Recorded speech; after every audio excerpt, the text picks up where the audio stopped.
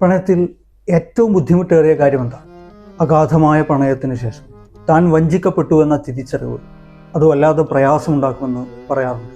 ഒരുമിച്ച് കണ്ട സ്വപ്നങ്ങൾ, ഒരുമിച്ച് നെയ്തെടുത്ത ആഗ്രഹങ്ങൾ എല്ലാം വൃഥാവിലായി പോകുന്നു എന്നറിയുമ്പോഴുണ്ടാകുന്ന വല്ലാത്തൊരു വിഷമം. പ്രണയനൈരാശ്യത്തിൻ്റെ അവസ്ഥകളിലൂടെ കടന്നുപോയി ഒടുവിൽ താൻ ഒറ്റക്കാണെന്ന തിരിച്ചറിവുണ്ടാകുന്ന ചില നിമിഷങ്ങളുണ്ട്. ആ നിമിഷങ്ങൾക്ക് ശേഷം പതിയെ അവൻ ജീവിതത്തിലേക്ക് കാലെടുത്തു. ഇങ്ങനെ കാലെടുത്തു വെച്ചുകൊണ്ടിരിക്കുന്ന സമയത്ത് പഴയ ഓർമ്മകൾ, പഴയ നൊമ്പരങ്ങൾ തൻ്റെ മനസ്സിലേക്ക് കടന്നു വരുമ്പോൾ അവനിൽ വല്ലാത്ത പ്രയാസമുണ്ടാകും. അത് അവനെ വീണ്ടും നൈരാശ്യത്തിൻ്റെ പടുകുഴിയിലേക്ക് എടുത്ത് ആ പ്രണയത്തിൽ നിന്ന് പിന്തിരിഞ്ഞ് എന്നേ പോയതാണ്.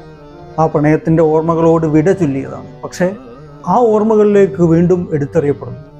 വല്ലാത്തൊരവസ്ഥയാണ്. ഈ അവസ്ഥ കവിതകളിൽ പോലും വിവരിക്കുക സാധ്യമല്ല. ആ അവസ്ഥ വിവരിക്കുക അത്ര എളുപ്പമല്ല താനും. അഹമ്മദ് ഫറാസ് ഈ അവസ്ഥയെ ഒരു ഗസലിൽ പതിയെ വരച്ചിടുന്നുണ്ട്. ഷോലാ ഥ ജൽ ബുझा हूँ हवाए मुझे न दो मैं कब का जा चुका हूँ सदाए मुझे न दो.